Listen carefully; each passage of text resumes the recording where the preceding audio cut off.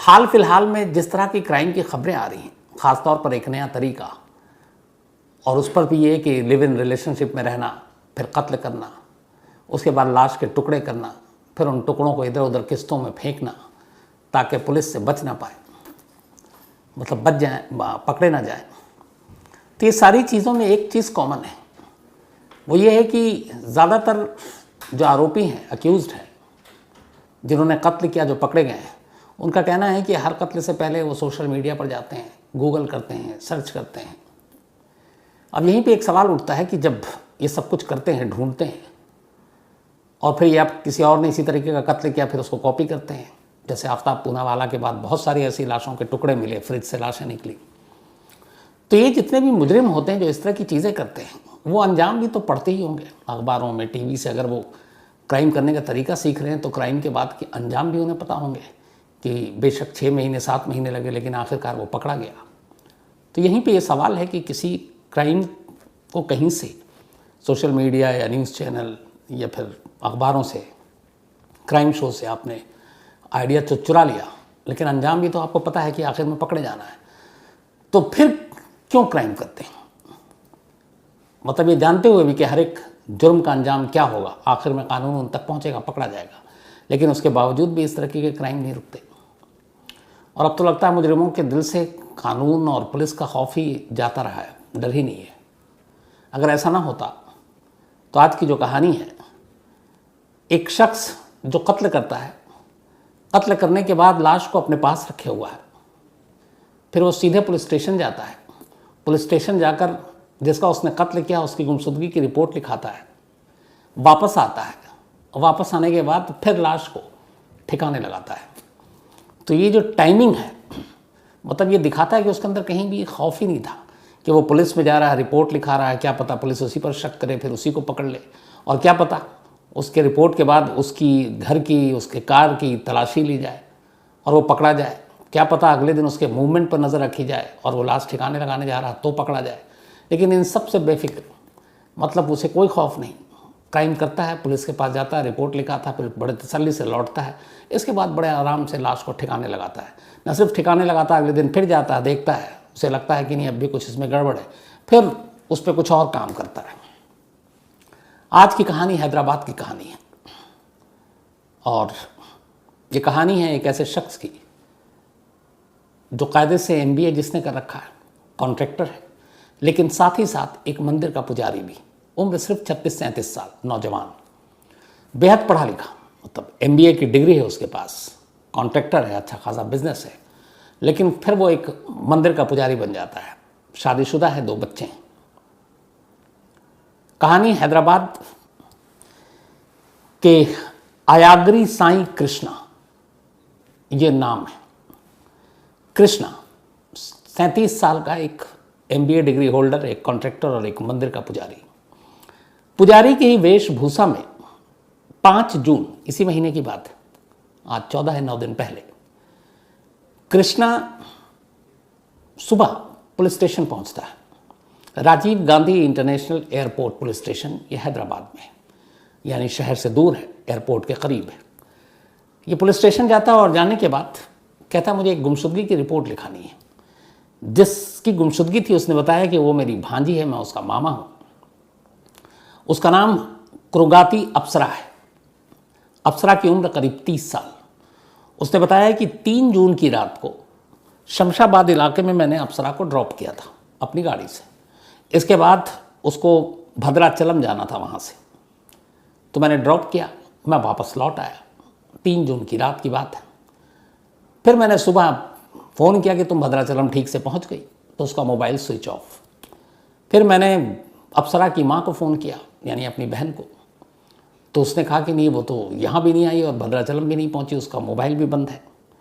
तो ना वो हैदराबाद अपने घर लौटी, ना ही भद्राचलम पहुँची, और वो गायब हो गई है। और इसीलिए अब पुलिस के पास आया हूँ, आप उसकी गुमशुदगी की रिपोर्ट लिख लीजिए। अब पुलिस सामने खड़ा हुआ है कृष्णा, उस वक्त एकदम पुजारी की ही वेशभूषा में, तो पुलिस को भी लगा कि परेशान शख्स, चलो इसकी रिपोर्ट लिखते हैं। अब पुलिस ने अप्सरा की गुमशुदगी की रिपोर्ट लिखा ली। तो कुल मिलाकर रिपोर्ट यही था कि उसने उस रात 3 जून की रात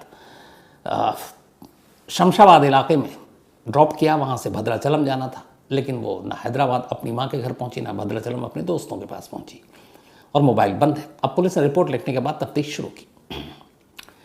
4 जून की ये रिपोर्ट थी, बल्कि 5 जून की। उसके बाद पुलिस ने तफ्तीश की। एक 30 साल की महिला की गुमशुदगी की बात थी, एक पुजारी कंप्लेनेंट। अब पुलिस ने अपनी जांच आगे बढ़ाई। अब जांच के दौरान फिर पुलिस ने वही पुलिसिया जो तरीका होता है कि जो गुमशुदा है, जो गुम हुई, आखिरी बार वो किससे मिली, किससे बात की। तो इत्तफाक की बात यह है यहाँ कि आखिरी बार जिससे वो मिली, जिससे बात की, वो वही कृष्णा है जो खुद कंप्लेनेंट भी है, मतलब शिकायत करता रही है। तो अब पुलिस ने कहा कि चलो कृष्णा से ही पूछताछ करते हैं। कंप्लेंट लिख लिया। इसके बाद पुलिस कृष्णा के पास आई, कृष्णा से उसने पूछताछ की कि अच्छा आप उसकी सारी डिटेल बताइए। तो उसने कहा कि मैंने जो कंप्लेंट में लिखा है वही डिटेल है। 3 जून की रात मैं अप्सरा के घर गया था, उसकी माँ वहीं थी। उसके बाद मैंने अप्सरा को अपने साथ लिया। अप्सरा को भद्राचलम जाना था, मैं उसको लेकर घर से निकला गाड़ी में। इसके बाद मैंने शमशाबाद में उसको ड्रॉप किया, वहाँ से वो उसको बस पकड़ कर फिर भद्राचलम जाना था, और मैं घर लौट आया। सुबह मैंने कॉल किया तो मोबाइल बंद। फिर मैंने अप्सरा की माँ को कॉल किया तो उसने कहा उसका कोई पता नहीं, वो तो यहाँ नहीं आई, भद्राचलम नहीं पहुँची, लिहाजा मैं आपके पास रिपोर्ट लिखाने चला गया। तो ये पूरे अपना बयान, एक हो गई कंप्लेंट और एक हो गया बयान, अब पुलिस ने दर्ज किया। अब पुलिस ने कहा कि इसमें क्लू एक ही है। एक, 3 जून की रात अप्सरा अपने घर से निकली, शमशाबाद में उसको ड्रॉप किया कृष्णा ने, पहुंचना भद्राचलम में। तो ये जो पूरा रूट है इसको खंगाला जाए। तो अब सबसे पहले जो अप्सरा के घर के इर्द गिर्द की तमाम तस्वीरें थी, पुलिस ने उसको खंगाला। बिल्कुल कृष्णा का बयान सच था, वो अपनी गाड़ी में आया और एक कैमरे में कैद भी हुआ। अप्सरा उसके साथ थी, वो दोनों गाड़ी से निकले। इसके बाद वो वहाँ से निकला और निकलने के बाद करीब 21 किलोमीटर का पूरा रास्ता है जो जहाँ पर इसको ड्रॉप करना था, अप्सरा के घर से लेके शमशाबाद तक, जहाँ इसने कहा था मैंने ड्रॉप कर दिया, और वो 21 किलोमीटर के अब रास्ते को खंगाल रहा था। इस 21 किलोमीटर के रास्ते में जो सच छुपा हुआ था, वो सच अब आगे की आपको बताऊं उससे पहले फिर एक बार आपको जानकारी दे दूं कि कुकू एफएम के ऑडियो बुक में ऐसी ही एक और बाबा की कहानी है। बल्कि वो शख्स है जो अपने आप को इंसान नहीं भगवान ही मानता था। तो Nityanand the self proclaimed God man, पहले मंथ के लिए सिर्फ 49 रुपीज़ में। तो यहाँ पे कृष्णा जो MBA का डिग्री जिसके पास, कॉन्ट्रैक्टर और एक मंदिर में पुजारी, पुलिस को बयान दिया, पुलिस में रिपोर्ट लिखाई। अब पुलिस ने उसके बयान के आधार पर 21 किलोमीटर के उन रास्तों को नापने का फैसला किया, खासतौर पर उन 21 किलोमीटर के रास्ते में जितने भी CCTV कैमरे हैं। अब पुलिस ने जब 21 किलोमीटर को नापा और रास्ते में जितने भी कैमरे थे उनको खंगाला, टटोला। 21 किलोमीटर के इस रास्ते में जो पुलिस को सबसे अजीब चीज़ लगी वो ये कि शुरुआती बयान तो सच था कृष्णा का, उसने अप्सरा को उसके घर से पिक किया, लेकिन फिर ये कि शमशाबाद में उसने उसको ड्रॉप किया और वो वहाँ से चला गया। उस पूरे रास्ते में शमशाबाद में दिखा तो ये, लेकिन ड्रॉप करते हुए नहीं दिखा। तो यहाँ पे सवाल ये था कि कृष्णा झूठ क्यों बोल रहा है कि उसने शमशाबाद में ड्रॉप किया। अब पुलिस ने फिर पता किया कि जो कृष्णा का घर था, तो कृष्णा जो है सरूर नगर में रहा करता था, और सरूर नगर में एक मंदिर है जिसमें वो पुजारी था। पुलिस ने अब कहा कि चलो इन 21 किलोमीटर के अलावा ज़रा कृष्णा के घर के इर्द गिर्द के CCTV कैमरे को खंगालते हैं। इत्तेफाक से सरूर नगर के कुछ CCTV कैमरे में कृष्णा कैद हो गया और उसी कार में वो दिखाई दे रहा है।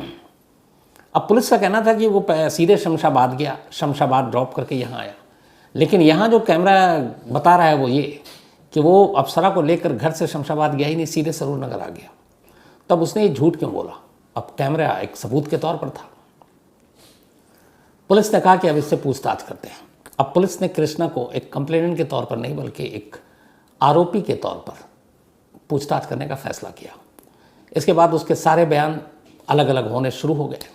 जब उसको CCTV कैमरा दिखाया गया, उसकी कार दिखाई गई, लोकेशन दिखाया गया, फिर वो कुछ कुछ बहाने बनाने लगा, लेकिन ज़्यादा देर तक चला नहीं।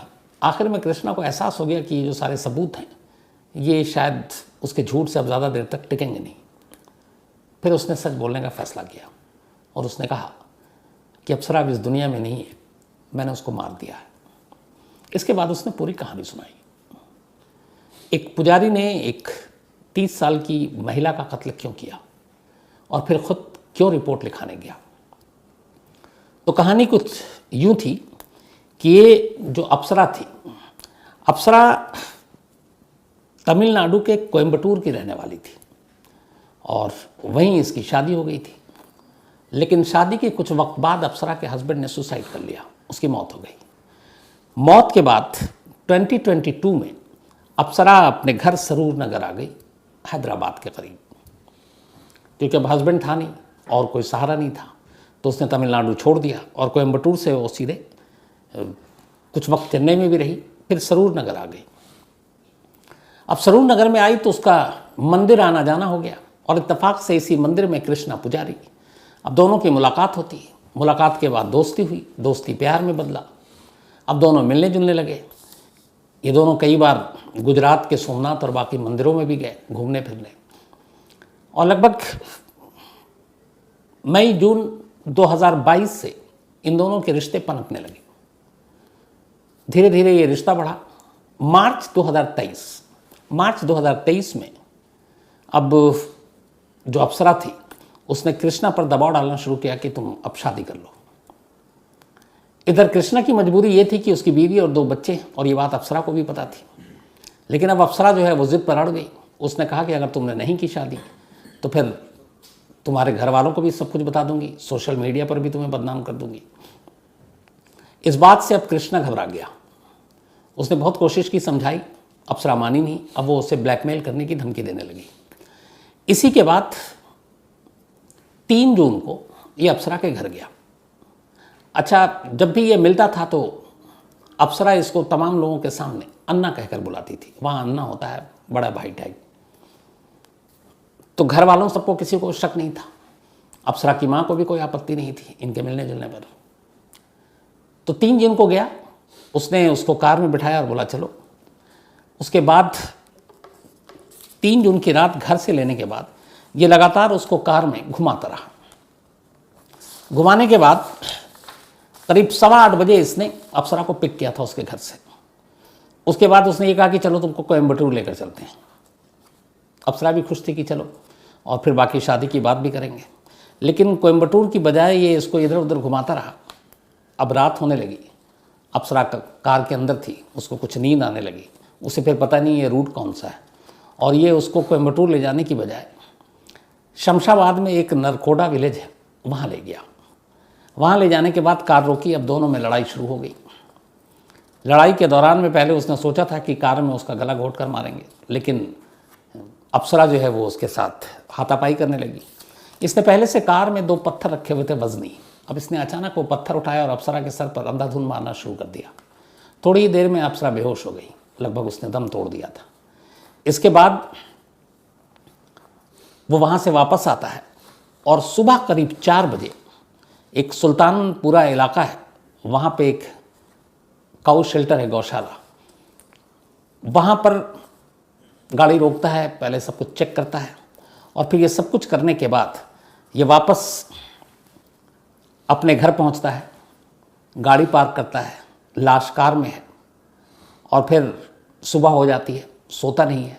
जब सुबह हो गई तो अब ये फ़ोन करता है अप्सरा की माँ को और पूछता है अप्सरा कहाँ है। कहती कि नहीं वो तो पहुँची नहीं। फिर ये कहता मैं आ रहा हूँ।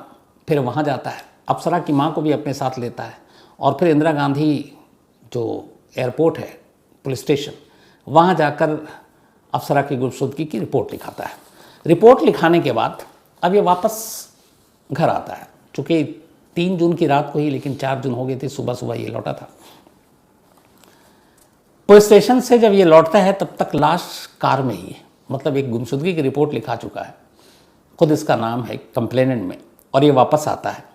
वापस आने के बाद फिर ये देखता है कि कहाँ लाश को दफनाऊं। तो इसी के जहाँ पे वो मंदिर था सरूर नगर के पास, उसके पीछे एक सरकारी दफ्तर है, सब रजिस्ट्रार ऑफिस, वहाँ सन्नाटा है। तो वहाँ पे एक मेन होल था। उसने फिर लाश निकाली अंधेरे में और मेन होल के पास कार रोकी और लाश को मेन होल में डाल दिया। मेन होल में डालने के साथ ही उसने उसके जो बैग और बाकी चीज़ें थी वो सबको भी आग लगाई और उसी में डाल दिया। ये सब करने के बाद उसने मेन होल का ढक्कन बंद किया वापस आया, अपनी कार को साफ किया, धोया और फिर सो गया। नेक्स्ट डे ये फिर गया मेन होल के पास कि कहीं ऐसा तो नहीं है कि लाश या ढक्कन खुल गया। तो उसने देखा मेन होल के करीब जाकर बदबू आ रही है, ढक्कन कुछ ना कुछ थोड़ा बहुत हिस्सा खुला हुआ था जिससे गैस पास हो रहा था।